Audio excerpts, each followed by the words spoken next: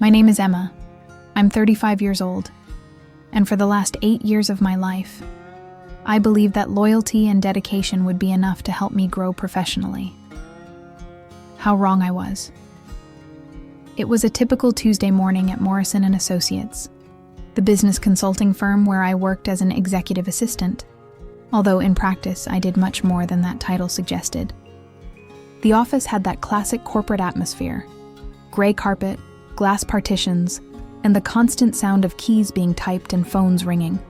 I was at my desk, reviewing a complex organizational restructuring report for one of our biggest clients, when I heard Mr. Morrison's familiar voice echoing down the hallway. "Emma, my office now." Richard Morrison, 52 years old, gray hair slicked back and always wearing expensive suits that made sure to show his status.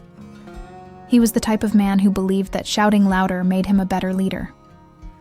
I took a deep breath, saved the document, and walked to his glass office. Through the transparent walls, I could see some colleagues pretending to work while discreetly watching.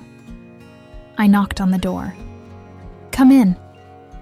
Morrison's office always intimidated me a little. It was large, with an imposing mahogany desk, framed diplomas covering an entire wall, and a privileged view of the city. He was sitting in his leather chair, fiddling with his phone, not even looking at me when I entered. "Sit down," he said, still focused on the screen. I sat in the chair across from his desk, my hands slightly trembling, not from fear, but from anxiety. We had scheduled this meeting a week ago, and I knew exactly what I wanted to discuss. After a few awkward minutes of silence, he finally looked up. "So, Emma, what did you want to talk about?" This was my chance. I had prepared this speech for weeks. "Mr. Morrison, for the past 8 years, I have worked tirelessly for this company. I manage large-scale projects, maintain direct relationships with key clients, coordinate entire teams, and frankly, I do the work of a senior consultant while receiving an assistant's salary." He leaned back in his chair, a small smile forming at the corner of his mouth. "Continue. I believe I deserve a promotion to senior consultant, with compatible salary and adequate recognition for my work. I have the results to prove my value to this company." The silence that followed was deafening. Morrison stared at me for a few seconds that felt like an eternity. Then something unexpected happened. He started laughing. It wasn't a discreet chuckle or an ironic smile. It was a loud, disrespectful laugh that echoed through the glass office. I felt my face heat up with shame and anger as I realized other employees were looking through the transparent walls. "Emma, Emma, Emma," he said, still laughing and shaking his head. "You're adorable, really." "Excuse me?" I managed to say, my voice coming out weaker than I would have liked. "You want a promotion? To senior consultant?" He wiped a tear from the corner of his eye, as if he had just heard the funniest joke in the world. "Honey, you're just an assistant. A good assistant, I must admit. But that's what you are. That's what you'll always be." I felt like I had been punched in the stomach. 8 years. 8 years of my life, working late, canceling personal plans, missing family dinners, all for this company. And to him, I was just an assistant. But Mr. Morrison, my work on the Hartwell Industries project saved the account. I developed the restructuring strategy they implemented, and that I developed. He cut me off, his voice turning cold. "You just executed my guidelines. There's a difference between doing the grunt work and being able to lead, to make real strategic decisions." He stood up, walked around the desk and stopped in front of me, his hands resting on the edge of the desk, looking down at me. "Emma, you don't have an MBA from a prestigious university. You don't have the right contacts. You don't have, how can I put it, the necessary presence to deal with CEOs and directors. You're efficient at organizing my schedule and making pretty reports. But leading, being a senior consultant, that requires a level of sophistication that, frankly, you don't possess." Each word was like a stab. I wanted to scream, wanted to throw him against the wall. Wanted to prove right then and there that he was completely wrong. But all I could do was sit there, feeling my dignity being shredded. "Look," he continued, returning to his chair. "I value your work. That's why I'm willing to give you an 8% raise on your current salary. It's a generous offer for someone in your position." 8%. After 8 years of total dedication. "And if I don't accept?" I asked, my voice barely above a whisper. Morrison smiled again, but this time it was a cold, calculating smile. "Well, Emma, the market is tough. Experienced executive assistants aren't as rare as you might think. I'm sure you'll make the right choice." It was a veiled threat, but a clear threat. "Accept what I'm offering or look for another job." I stood up from the chair, my legs shaky. Can I think about it?" "Sure. You have until tomorrow." I left his office feeling like I was floating, but not in a good way. It was like having a nightmare while awake.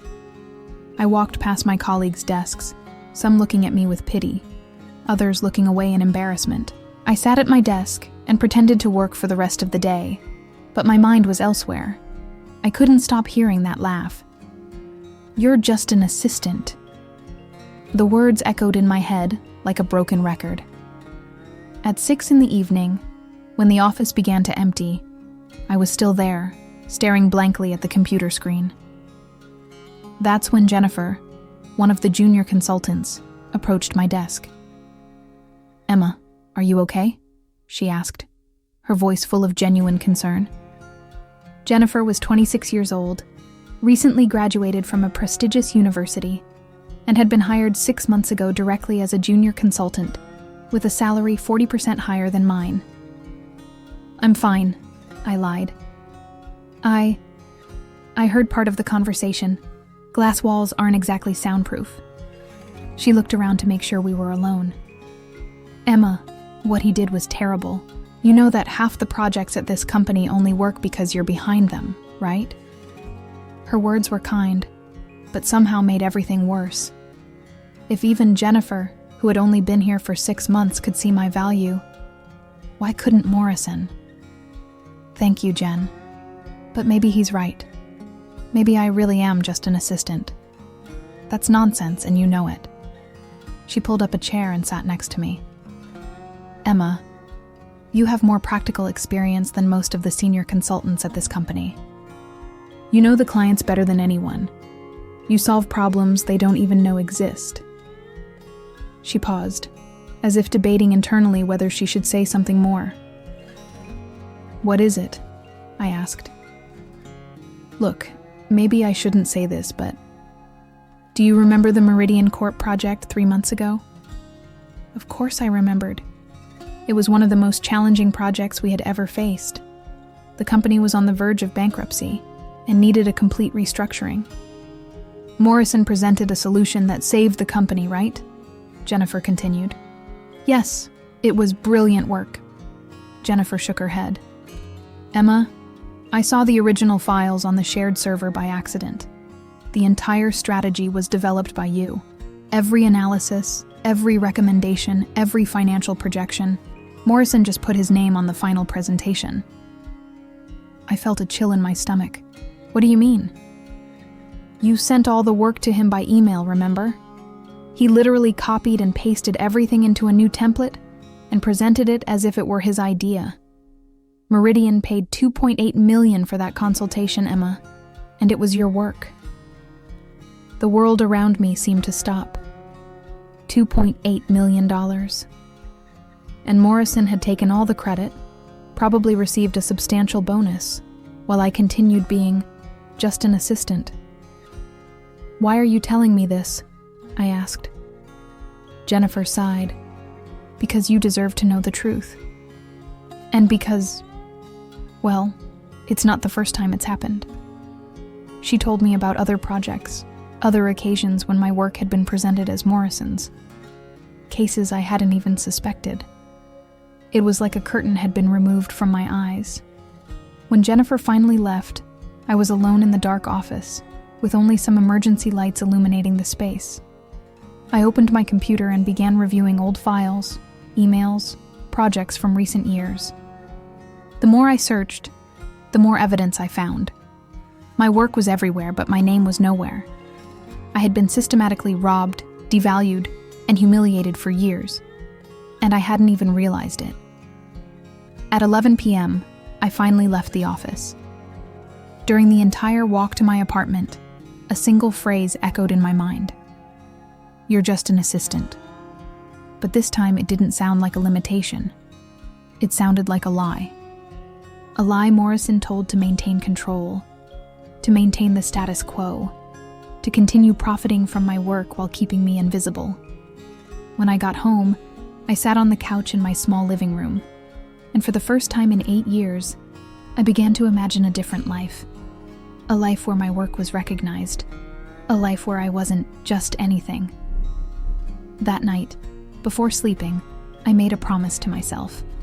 Morrison was going to find out exactly what this simple assistant was capable of.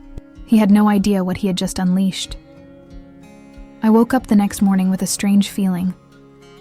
For the first time in 8 years, I didn't feel that usual anxiety about getting to the office. It wasn't relief. It was something different. It was clarity. I had my coffee in silence, looking out the window of my apartment. I lived in a modest but comfortable place. Throughout all these years, I had been conservative with my money, investing most of it in a savings account for emergencies. I never imagined the emergency would be myself. I arrived at the office punctually at 8 a.m., as always. Morrison hadn't arrived yet. He never arrived before 9:30 a.m. I sat at my desk, and, instead of opening my routine emails, I did something different. I opened a blank spreadsheet. For the next 2 hours, before the office got busy, I compiled data. Not about company projects, but about myself.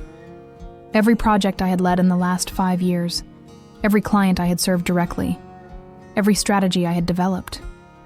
The numbers were impressive, even to myself. "You're early today," said a voice behind me. It was Marcus, the company's financial controller. A man in his 40s, always impeccably dressed, but with a genuine smile that was rare in the corporate environment. "Good morning, Marcus. You're early, too." He approached, holding a cup of coffee. "Quarterly reports. The joy of my life." He paused, observing me. "You look different today." "Different how?" "I don't know. More focused? Determined?" He shrugged. "Maybe it's just my impression." Marcus and I had always had a cordial professional relationship. He was one of the few people in the company who treated me as an equal, always asking for my opinion on financial matters related to projects. "Marcus, can I ask you a somewhat strange question?" "Sure. If someone wanted to, hypothetically, buy a company like Morrison and Associates, how much would it cost?" He almost choked on his coffee. That was unexpected. He looked around to make sure no one was listening. "Why the question?" "Academic curiosity." Marcus studied me for a moment, then sighed. "Well, hypothetically speaking, a consultancy of this size, it would depend on several factors. Annual revenue, client portfolio, ongoing contracts, assets." He paused. "But if I had to guess, I'd say between 8 to 12 million. My stomach dropped. I had $340,000 in savings. It was a respectable amount for an individual, but ridiculous for buying a company. "Interesting hypothesis," he continued. "But you know Morrison would never sell, right? This company is his baby." "I know. It was just curiosity." Marcus nodded and went to his office, but something in his expression told me the conversation had caught his attention. At 9:45 a.m., Morrison arrived, passing by my desk without even greeting me. 15 minutes later, his assistant, who, ironically, was a real assistant, came to my desk. "Emma, Mr. Morrison wants to see you."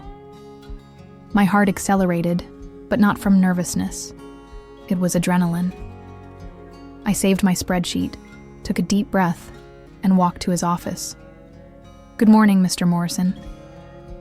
"Emma, sit down." This time, he looked at me directly. "I thought about our conversation yesterday." "So did I." "Good. So you accept my offer? The 8% raise?" I looked at him sitting in his leather chair with his smug expression and felt a strange calm envelop me. "Actually, no." His eyebrow arched. "No? I don't accept the raise. And actually, I'm resigning." The silence that followed was different from yesterday's. Yesterday he had laughed because he considered me insignificant. Today he was genuinely surprised. "Resigning?" He leaned forward. "Emma, let's be practical. You're 35 years old. You've worked here for 8 years. Where are you going to get another job with the same salary?" "That's a good question. Maybe I'll find out." Morrison studied my face, looking for signs of bluffing. "You're being emotional. Sleep on it one more night." "I don't need to. My decision has been made." I stood up to leave, but he stopped me. "Emma, wait." His voice had a different tone now, less arrogant, more calculating. "Look, maybe I was too direct yesterday. How about 15% raise? And let's talk about some additional responsibilities." It was interesting to see how quickly the narrative changed when he realized he was losing something valuable. But it was too late. "Thank you for the offer, but no." 20%. I stopped at the door and turned around. "Mr. Morrison, yesterday you made it very clear what my position is in this company. Today I'm just respecting your assessment." I left the office, leaving him with an expression I had never seen before. Desperation. I returned to my desk and began organizing my personal belongings. There weren't many. A small plant, a personalized mug, some photos. 8 years summarized in a shoebox. "Emma?" Jennifer appeared beside me, looking confused. "What's happening?" "I'm leaving." "What? Why?" I briefly explained my conversation with Morrison. Jennifer was speechless. "But Emma, you can't just leave. This place will fall apart without you." "Maybe. Or maybe they'll discover how capable they are when they no longer have anyone to steal work from." I spent the rest of the morning creating a detailed document with all the passwords, contacts, and procedures necessary for my replacement. Not out of loyalty to the company, but out of personal professionalism. At lunchtime, I went to HR to formalize my resignation. Sarah, the human resources director, tried to convince me to stay. "Emma, you're a fundamental piece of this company. I'm sure we can resolve any problem that has arisen." "Thank you, Sarah, but my decision is final." When I returned to my desk, I found Marcus waiting for me. "I heard you're leaving. News travels fast here. Emma, can I be frank with you?" I nodded. "This company is going to have serious problems without you. Serious ones." He lowered his voice. "You know I'm responsible for the financial part, right? I see the real numbers. Morrison may be the face of the company, but you're the operational brain." "That's kind of you, but..." "It's not kindness. It's fact." He looked around and moved closer. "Emma, do you remember the question you asked this morning about buying the company?" "Yes." "How about we have lunch together? I have some information that might interest you." An hour later, we were sitting in a small cafe 3 blocks from the office. Marcus had brought a discreet folder. "Emma, I'm going to share something with you that could be explosive." He opened the folder. "As controller, I have access to all the company's financial information, and there are some things Morrison prefers to keep secret." He showed me detailed spreadsheets from the last 3 years. "Morrison and Associates isn't as solid as it appears. Actually, we have serious cash flow problems." I studied the numbers. The revenues looked good, but when Marcus showed me the real expenses, the situation became clear. Morrison has been spending far beyond the company's revenue. This luxurious office, his company car, the constant trips, all financed by loans. How much debt? $4.2 million. And creditors are starting to tighten the screws. I felt my heart accelerate. That means that if we don't get significant capital in the next 6 months, the company could go bankrupt. Marcus closed the folder and looked at me directly. Emma, Morrison doesn't know that I know about his conversations with you, but I know he completely underestimated you. He paused. And I also know that several of our biggest clients trust you more than him. What are you suggesting? I'm suggesting that maybe your question this morning wasn't so hypothetical after all. We spent the next 2 hours discussing possibilities. Marcus showed me information I had never seen. Client contracts, real profit margins, financial projections. And the more I saw, the more an impossible idea began to seem possible. Marcus, why are you showing me this? He sighed. Because I've worked here for 12 years, and I'm tired of seeing Morrison take credit for other people's work while driving the company into the ground. And because, he hesitated, because I believe you would be a much better leader. When we returned to the office, my head was spinning. I spent the rest of the afternoon finalizing my transition, but my mind was elsewhere, processing everything Marcus had revealed to me. At 6 p.m., I was packing the last things when Morrison appeared at my desk. He looked nervous.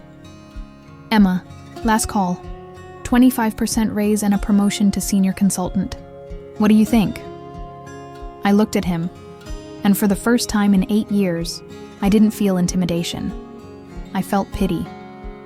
Mr. Morrison, yesterday you told me I didn't have an MBA from a prestigious university, that I didn't have the right contacts, that I didn't have the presence to deal with CEOs.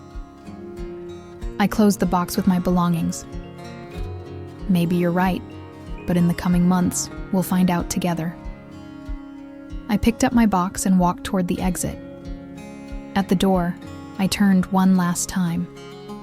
Oh, and Mr. Morrison, thank you for showing me exactly what kind of leader I don't want to be.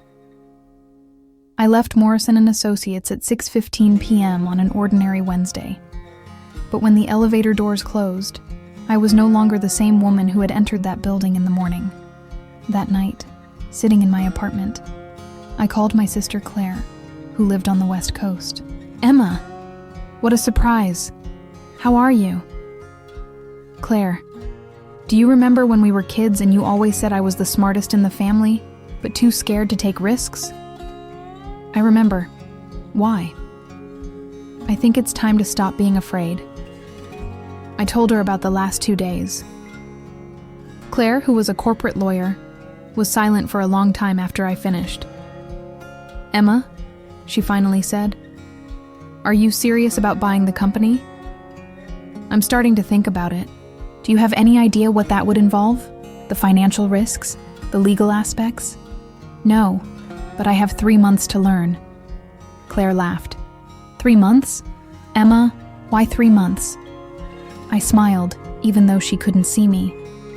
Because that's how long it took me to realize I'm not just an assistant. And it's the time I'm going to give myself to prove it. After I hung up, I grabbed my laptop and started researching. Corporate acquisitions, financing, due diligence, debt restructuring. Topics I had never formally studied, but which somehow didn't seem so impossible. At 2 a.m., I closed the laptop with growing certainty. Morrison had made the biggest mistake of his life. He had completely underestimated the wrong woman. The first days after my departure were strange. After 8 years of waking up at 6:30 a.m. to get to the office by 8 a.m., suddenly I had all the time in the world. But I didn't waste it. I transformed my dining table into an improvised command center. Laptop, printer, stacks of documents I had printed about corporate acquisitions, business financing, and corporate restructuring. It looked like a detective's office investigating a complex case. And in a way, that's exactly what it was. On the third day, I received an unexpected call. Emma, this is David Chen from Hartwell Industries. My heart jumped. David was the CEO of Hartwell, one of Morrison & Associates' biggest clients. I had worked directly with him on the restructuring project that, according to Jennifer, had been presented as Morrison's work. Hello, Mr. Chen. It's a surprise to hear from you. Emma, I heard you left Morrison & Associates. Is that true? Yes, it's true. Can I be frank? I'm worried. You were always my main contact there. When we needed something really resolved, it was you we talked to. I felt a pang of satisfaction, but kept my tone professional. I appreciate the confidence, Mr. Chen. Emma, I'll get straight to the point. We're considering some new projects, and honestly, I don't trust anyone else at Morrison to handle them. Do you have plans to open your own consultancy? The question caught me off guard. My own consultancy? I hadn't thought of that as a first option. I'm still evaluating my options, Mr. Chen. Well, when you decide, call me. I have an $1.8 million project that needs someone with your competence. After I hung up, I stared at the phone for a long time. $1.8 million on a single project. Over the following week, I received 4 more similar calls. Morrison & Associates clients who, discovering my departure, wanted to know about my plans. Each conversation confirmed something I was beginning to suspect. My market value was much higher than Morrison made me believe. But instead of focusing on the possibility of independent consulting, I continued researching the acquisition of Morrison & Associates. It was like I had an obsession, not just for revenge, but for justice. On Friday of my first week of freedom, Marcus called me. Emma, can we meet? I have some updates that might interest you. We met at the same cafe as before. Marcus seemed more nervous this time. The situation at the company is complicated, he began. Morrison is desperately trying to find someone to replace you. He's already interviewed 8 people this week. And none of them have even half your competence. Besides, 2 clients have already canceled contracts. Apparently, when they found out you had left. He didn't need to finish the sentence. Marcus, can I trust you with something confidential? Of course. I'm seriously considering trying to buy the company, but I need to better understand the real financial situation. Marcus was silent for a moment, then smiled. Emma, I was hoping you'd say that. He opened his folder. I spent the week organizing information that could help you. What he showed me was revealing. Morrison & Associates wasn't just having cash flow problems. It was in free fall. Without me managing projects and maintaining client relationships, the operation was rapidly disintegrating. Look at these numbers. Marcus pointed to a spreadsheet. Projected revenue for the next 6 months, based on current contracts and trends from the last 2 weeks. It was worse than I had imagined. With the departure of clients and Morrison's inability to maintain work quality, the company was heading toward a significant operational deficit. Marcus, how long do you think Morrison can maintain operations? Being optimistic? 4 months? Being realistic? 2. And if someone offered to buy the company at this moment? For a fair price? He'd be crazy not to accept. Marcus looked at me directly. Emma, do you have a plan? I'm developing one. In the following days, I dove deeper into research. I discovered several financing options for corporate acquisitions: bank loans, angel investors, private equity, and even leveraged acquisitions where the acquired company itself serves as collateral. I also began working with Claire, my lawyer's sister, who agreed to help me with the legal aspects. She was initially skeptical, but when she saw the numbers and heard about the clients who had already approached me, her attitude changed completely. Emma, this isn't a fantasy, she said during a video conference. You have a real opportunity here, but you need to act fast and intelligently. Claire connected me with a financial consultant specializing in small and medium enterprise acquisitions, Robert Klein, a man in his 50s with 3 decades of experience in corporate restructuring. Ms. Emma, I analyzed the documents your sister sent me, Robert said during our first meeting. The situation is interesting. A company with a good client portfolio but poor financial management, being offered by someone who has direct relationships with those clients. Is it viable? More than that. It's an opportunity, but it requires a careful approach. Robert explained a strategy I had never considered. A phased acquisition, combining my personal resources with bank financing, and, possibly, keeping some of the clients who had approached me as minority investors.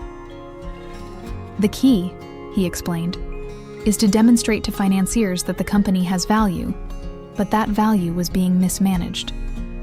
With you in command, the numbers change completely. We spent the next 2 weeks developing a detailed plan. It wasn't just about buying Morrison & Associates. It was about saving it, restructuring it, and transforming it into something better. During this period, client calls continued coming. Each conversation strengthened my position and confirmed that my strategy was on the right track. That's when I received a call that changed everything. Emma, this is Jennifer. Jen, how are you? Stressed. Emma, I need to tell you something. Morrison is freaking out. Jennifer told me the company was in total chaos. Morrison had hired 2 people to replace me, but neither could handle the complexity of the projects. Clients were complaining, deadlines were being missed, and worse, some important contracts were being canceled. Emma, he's desperately looking for you. He's already called 3 times wanting your personal number. And did you give it? Of course not. But Emma, he's offering insane things. Yesterday, he mentioned 50% raise in partnership in the company. Partnership. Interesting how things changed when someone realized your true value. Jen, can I trust you with something? Always. I'm working on something big. Something that could change everything. But I need inside information about the real situation of the company. Jennifer was silent for a moment. Emma, what are you planning? I'm going to buy Morrison & Associates. The silence on the other end of the line lasted so long I thought the call had dropped. Jennifer? You're serious? Completely serious. Emma, this is incredible, but how? I briefly explained my strategy. Jennifer became increasingly excited. Emma, if you can do this, it would be the perfect revenge. It's not about revenge, Jen. It's about justice, and about showing that a company can be well managed when you value the right people. Jennifer agreed to pass me confidential information about the internal situation of the company. Not out of malice, but because she believed I would be a better leader than Morrison. At the end of the 3rd week after my departure, I had a complete plan. Robert had secured preliminary financing commitments from 2 different banks. Claire had prepared all the necessary legal documentation, and I had developed an acquisition proposal that was simultaneously generous enough to be attractive and strategic enough to give me total control. It was time to make the first move. I called Marcus. Marcus, I need a favor, a big favor. What do you need? I need you to organize a meeting between me and Morrison. Tell him I have a proposal that can solve all the company's financial problems. Emma, are you sure about this? I've never been more sure of anything in my life. Marcus organized the meeting for the following Friday. When I hung up the phone, I looked at my dining table covered with documents, spreadsheets, and contracts. In a month, I had transformed from a simple assistant into someone ready to acquire a multi-million-dollar company. That night, I called Claire. Sister, everything is ready. The meeting is Friday. Emma, are you nervous? I thought about the question. Strangely, I wasn't. No, I'm anxious. There's a difference. What's the difference? Nervousness is fear of the unknown. Anxiety is the anticipation of something you know will work out. On Friday morning, I dressed in my best business suit and picked up my leather briefcase.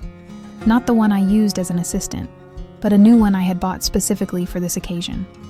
Inside were 47 pages of financial analyses, restructuring proposals, client letters of intent, and a formal acquisition offer. When I arrived at the Morrison & Associates building, my former workplace, for the first time in a month, I felt a strange sense of displacement. It was familiar, but at the same time, completely different. Marcus met me in the lobby. "Emma, are you ready for this?" "More than ready." "Morrison is in the conference room. He looks desperate." "Good. Desperate men make more rational decisions." When we entered the conference room, Morrison was sitting at the head of the table, visibly thinner than a month ago. There were dark circles under his eyes, and his posture no longer showed that characteristic arrogance. "Emma," he said, standing up. "Thank you for coming." "Mr. Morrison." I sat on the opposite side of the table, opened my briefcase, and took out a single sheet of paper. "Marcus told me you have a proposal that could help with our financial situation," Morrison began. "I do." I slid the paper across the table. "This is my offer to buy 100% of Morrison & Associates." Morrison looked at the paper, then at me, then at the paper again. His expression went through several phases: confusion, disbelief, and finally, something that seemed almost like relief. "Emma, is this a joke?" "Mr. Morrison, I never joke about money, especially not about $6.2 million. The value was strategically calculated. It was enough to cover all the company's debts, give Morrison a reasonable profit from the sale, and still leave me with working capital for necessary restructuring." Morrison studied the document for several minutes in silence. "Emma," he finally said, "where would an assistant get $6.2 million? I smiled for the first time since I had entered the room. The same way a simple assistant developed strategies that saved companies and generated millions in revenue. I leaned forward. "Mr. Morrison, for 8 years you told me I was just an assistant. Today I'm here offering to buy your company. Maybe it's time to reevaluate what an assistant can really do." The silence in the conference room was almost palpable. Morrison continued looking at the proposal, his hands slightly trembling. Marcus was sitting beside me, trying to maintain a neutral expression, but I could see the admiration in his eyes. "Emma," Morrison finally said, his voice lower than normal, "is this serious?" "Completely serious. The offer is valid for 72 hours. He leaned back in his chair, running his hands through his gray hair. For the first time in 8 years, I saw him without his mask of arrogant confidence. How did you get this financing?" I opened my briefcase and took out a second pile of documents. Commitment letters from 2 different banks, based on detailed analyses of the company's payment capacity under new management. I slid the papers across the table. I also have letters of intent from 7 clients confirming future contracts totaling $12.4 million over the next 18 months. Morrison's eyes widened when he saw the names on the documents. "Hartwell Industries, Meridian Corp., Stevens & Associates," he murmured, reading the list. "These are our biggest clients." "They were your clients. Now, apparently, they want to work with me." Morrison dropped the papers and looked at me with an expression that mixed anger and desperation. "Emma, you can't just steal my clients like this." "Steal?" I leaned forward, my voice remaining calm but firm. "Mr. Morrison, for 8 years you stole my work, my ideas, and my recognition. I just developed professional relationships based on competence and mutual trust." He opened his mouth to respond, but I continued. "David Chen from Hartwell told me personally that he never really trusted you, that he always knew I was the one who really understood their business. Robert Stevens told me he was frustrated because he had to go through you to reach me, when I was the one who really solved the problems." Each word was like a stab to Morrison's ego. I could see reality finally settling in his mind. "So," he said bitterly, This is about revenge. No, Mr. Morrison. This is about business. I took another document from my briefcase. This is a detailed analysis of the company's current financial situation. Without these clients, without someone capable of managing existing projects, Morrison and Associates has approximately 6 weeks before being forced to declare bankruptcy. Marcus confirmed with a nod. Morrison paled. My offer, I continued, represents an honorable exit. You pay off all debts, maintain your reputation intact, and still leave with a substantial profit. And if I refuse, then in 6 weeks you'll lose everything, and I'll open my own consultancy with the same clients for the price of $0. The math was simple and brutal. Morrison had no real choice. He remained silent for almost 10 minutes, studying the documents. Finally, he looked up. Emma, I need some guarantees. What kind of guarantees? I want to keep my name on the company. Morrison and Associates has a reputation in the market. I smiled. It was exactly what I expected him to ask. Actually, Mr. Morrison, one of the first changes I intend to make is to alter the company's name. To what? Emma Chen Consulting Group. The irony wasn't lost. Chen, like David Chen, the first client who approached me directly. It was a subtle tribute to the genuine relationships I had built. Morrison swallowed hard. And my position? I could continue as a senior consultant or... Mr. Morrison, I interrupted gently. Would you really like to work for someone you consider just an assistant? The blow was direct. He lowered his eyes, defeated. I need to discuss this with my lawyer. Of course. As I said, the offer is valid for 72 hours. I stood up, put away my documents, and extended my hand. Mr. Morrison, regardless of your decision, I want to thank you for the 8 years. They were a valuable education on how not to treat talented employees. He didn't shake my hand. I left the room with Marcus, who was clearly impressed. Emma, that was incredible. You were so prepared, so professional. Morrison didn't stand a chance. Marcus, can I trust that you'll stay with the company during the transition? Emma, I wouldn't just stay during the transition. If you really buy this company, I'd like to continue working for you indefinitely. In the following 48 hours, I received 3 calls from Morrison. The first was trying to negotiate the price. The second, trying to negotiate terms for staying in the company. The third was a formal acceptance of the proposal. On Monday morning, we met at Claire's lawyer's office to sign the final papers. Morrison looked like a broken man. His arrogance had completely disappeared, replaced by bitter resignation. Emma, he said as we signed the documents, did you plan this from the day you left? No, Mr. Morrison. I planned this from the day you laughed in my face and told me I was just an assistant. When all the papers were signed and the bank transfers confirmed, I was officially the owner of Morrison and Associates, or rather, Emma Chen Consulting Group. On Tuesday morning, I arrived at the office at 7:30 a.m. Not as a visitor, but as owner. The first thing I did was gather all employees in the conference room. Good morning, everyone. For those who don't know me well, I'm Emma Chen, and I just acquired this company. There were surprised murmurs. Jennifer was smiling openly. I know the last few weeks have been difficult, with changes and uncertainties. I want to assure everyone that my priority is to stabilize operations and create an environment where each person is valued for their true potential. Sarah from HR raised her hand. Emma, what does this mean for our jobs?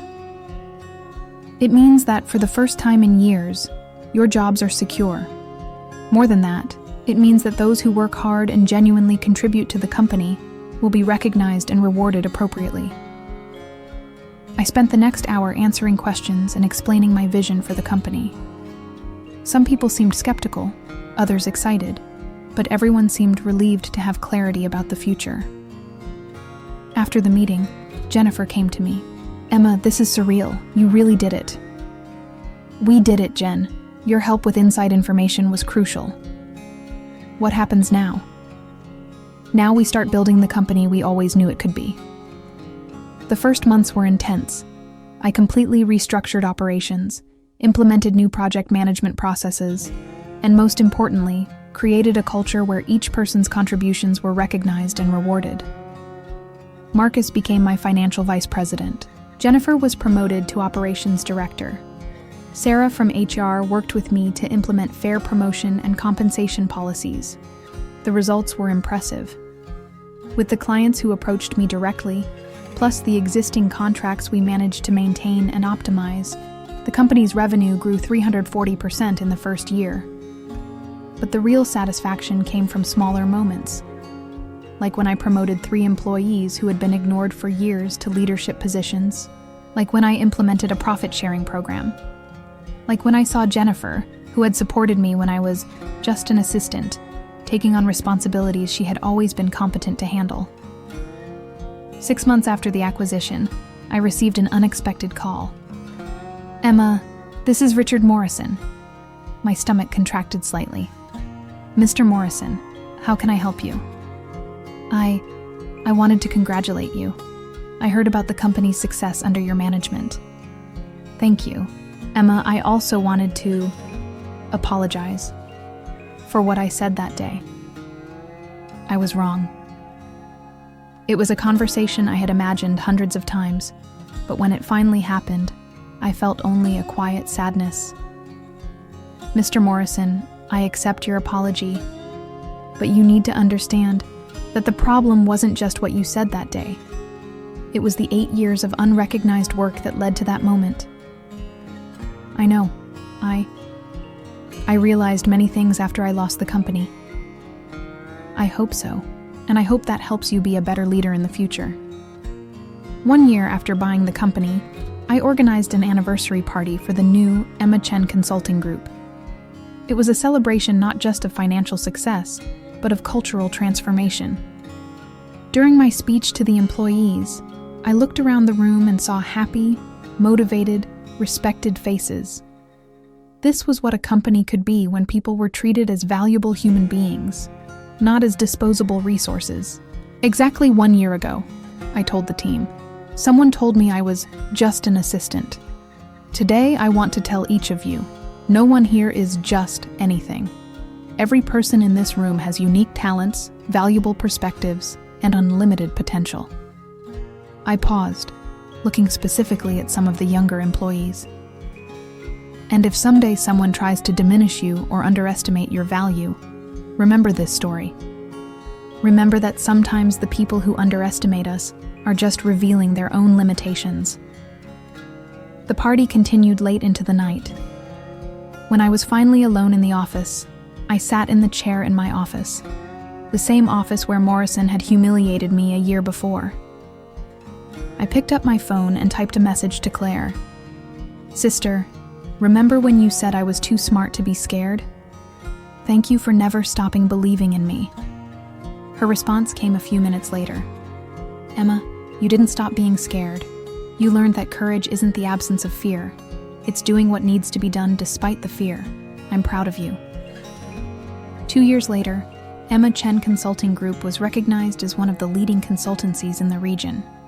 We had expanded to 3 offices, our team had tripled, and our clients included some of the largest companies in the country. But the moment I was most proud of wasn't related to numbers or external recognition. It was when I received a letter from a young employee who had been promoted from administrative assistant to senior analyst in 18 months. "Ms. Emma, I want to thank you for showing me that the title on my badge doesn't define my potential. When I started here as an assistant, you told me that assistant was what I did, not who I was. That changed my life." I kept that letter in my safe, along with other important documents. But before storing it, I read once more the last line. "Thank you for proving that we are not limited by others' expectations, only by our own." On the wall of my office, I framed a single phrase that serves as a daily reminder. They said I was just an assistant. I said that was fine. and then I bought the company. Sometimes the best revenge isn't destroying those who underestimated us. It's building something so incredible that they have no choice but to recognize how magnificently wrong they were about us. And when Richard Morrison occasionally sees me at industry events, he always waves politely. There's no more arrogance in his eyes, just the silent recognition that he made the most expensive mistake of his professional life, underestimating the wrong woman. Today, when young professionals approach me asking for advice on how to deal with bosses who don't value them, I always say the same thing. Remember who you really are. Work to become indispensable. And never, ever, let anyone define your worth based only on the title on your badge. Because sometimes the person they call just an assistant can be exactly who will buy the company 3 months later. Emma proved that underestimating someone can be the most expensive mistake one can make. Her journey from humiliation to company owner shows that our true strength comes not from titles or external recognition, but from awareness of our own value and the courage to act based on that awareness. The sweetest revenge isn't destroying those who hurt us. It's building something so extraordinary that they cannot ignore how magnificently wrong they were about us.